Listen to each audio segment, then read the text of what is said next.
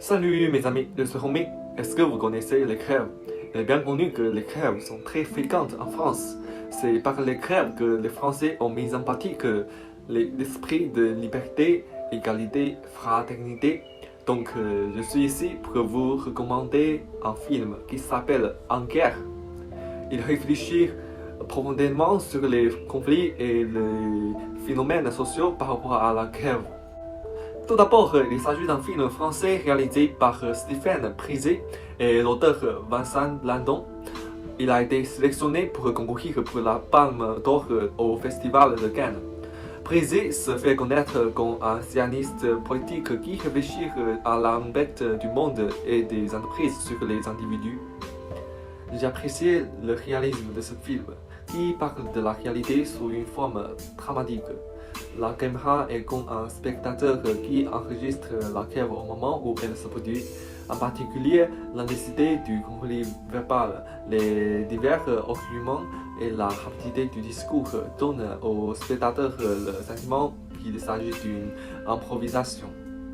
Plus précisément, les œuvres de l'usine Perrin d'Argent s'appuient sur un accord inclus 2 ans auparavant de maintien de l'emploi pour 5 ans en échange d'un allongement du temps de travail pour un salaire identique et d'un renoncement en prime, ce qui égale 14 millions d'euros. Tandis que la direction, faisant partie d'un groupe allemand, a décidé de fermer l'usine en invoquant la rentabilité insuffisante et la stratégie de l'entreprise. Mais la raison derrière est la relocalisation en Europe de l'Est pour embaucher une main-d'œuvre moins chère afin d'augmenter les revenus de la région. Après plusieurs rebondissements suite à une grève soutenue, à une rebuffade de la direction et à la solidarité inefficace du palais Élysée, les syndicats ont finalement pu négocier avec le PDG de Dimk. Cependant, la classe capitaliste supérieure ne cédait pas à la classe ouvrière et le conflit au sein du syndicat s'est même intensifié. Je me souviens que la partie la plus réelle n'est pas le conflit d'intérêts entre les entreprises, le gouvernement et le peuple, mais ce sont les travailleurs en grève. Après 3 mois de difficultés, les avis sont partagés.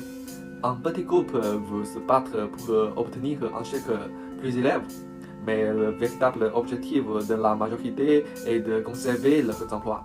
Laurent dit: je ne veux pas un chèque, mais un chèque qu'on approché à la fin de chaque mois. Car ce n'est pas seulement l'emploi de 1100 salariés qui est en jeu, c'est la survie de plus de 4000 personnes. Je tiens particulièrement à partager un extrait très intéressant du film. Parce que sinon, si l'usine elle est fermée, c'est terminé. T'auras plus jamais de travail, toi. Toi non plus, plus jamais de travail, plus jamais de travail. T'as quel âge? T'as 55 ans? Alors tu vas faire quoi? Tu vas toucher 12 mois de congé de reclassement, hein, 2 ans de chômage et encore pas plein pot pendant toute la durée, et après, il va falloir que tu tiennes quoi? 5 ans, 6 ans, 7 ans avant la retraite? Tu vas faire quoi le matin quand tu vas te lever des boulot, hein? Tu vas faire quoi avec ta carcasse, comme ça là? Tu vas faire quoi? Il n'y a plus un boulot à 50 km à la ronde. Ici, il y a des gens qui retravailleront plus jamais de leur vie. C'est ça qu'il faut que vous entendiez. Et là, toi, tu viens me parler de ma fille, de ma femme, de ce que je sais. Mais tu sais quoi? Ma fille, elle a 21 ans. La maison, je la vends quand je veux. Et après, je pars à la pêche. Je pars à la pêche. Je m'en lave les mains. Je me bats pas juste pour ma gueule. Je me bats pour tout le monde. Pour qu'on conserve notre travail. Je me bats pour un chèque, mais pas la supralégale. Un chèque qu'on va toucher à la fin de chaque mois. C'est pour ça que je me bats. C'est pour ça qu'on doit se battre. C'est pour ça que vous devez vous battre tous ensemble. On doit tous être ensemble. Parce que quand elle va fermer l'usine, ça sera terminé. Entendez-le le mot. Terminé. Laurent est en mission, sa voix est inébranlable. Mais la meilleure option pour lui est d'accepter le chèque et de partir. Cependant, il est mort. La compréhension et les insultes de son entourage le conduisent à la mort. Pour le bien de tous, il a choisi de s'immoler par le feu devant le quartier général de Dimk. Sa mort en valait-elle la peine? Le résultat final ramènera-t-il les emplois des travailleurs? Je ne sais pas, mais peu importe ce que le monde nous enseigne, le monde a toujours besoin de personnes comme Laurent, avec de chair et du sang, et le sang du but pour tout le monde. Merci de votre attention. Au revoir.